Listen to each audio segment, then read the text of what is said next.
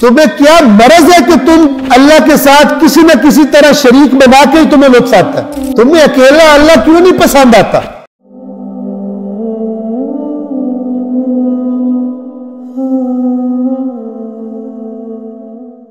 آیت نمبر 18 میں وَإِن فرمایا وَإِن تَعُدُّوا نِعْمَةَ اللَّهِ لَا تُحْصُوهَا، اور اگر تم گننا چاہو اللہ کی نعمتوں کو نہیں گن سکتے۔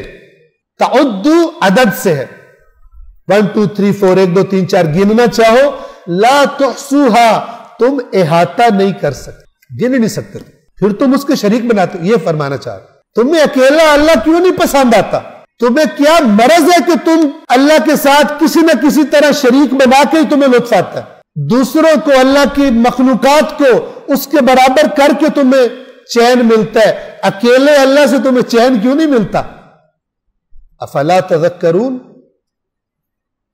وَإِن تَعُدُّوا نِعْمَةَ اللَّهِ لَا تُحْصُوهَا، اور اگر تم اللہ کی نعمتوں کو شمار کرنے لگو تو انہیں شمار نہیں کر سکتے۔ ان اللہ لغفور الرحیم، کیا مطلب ہے اس کا؟ یقیناً اللہ بڑا مغفرت کرنے والا اور رحم کرنے والا ہے۔ یعنی تمہاری ساری ان حرکتوں کے باوجود، اتنی نعمتیں تمہیں دی ہوئی ہیں، پھر تم یہ حرکت کر رہے ہو شرک والی، پھر بھی وہ تمہاری گرفت نہیں کر رہا، اور اگر تم پلٹ آؤ تو وہ مغفرت کو بھی تیار ہے، تو پھر تمہیں کیا پرابلم؟ اس پروردگار، ایک تو سب کچھ تمہیں دینے والا، تمہیں بنانے والا، اور پھر تمہاری ہٹ دھرمیاں دیکھ کر بھی تمہیں گرفت نہ کرنے والا، اور پھر تمہیں کہنے والا جب بھی آ جاؤ تو میری طرف سے سب کچھ تمہیں معاف کر دیا جائے گا۔ تم اس رب کے ساتھ پھر تم پرابلم کا شکار ہو جاتے ہو۔ اس کے اندر کون سی کمی ہے جو تمہیں پسند نہیں آتا وہ اکیلا؟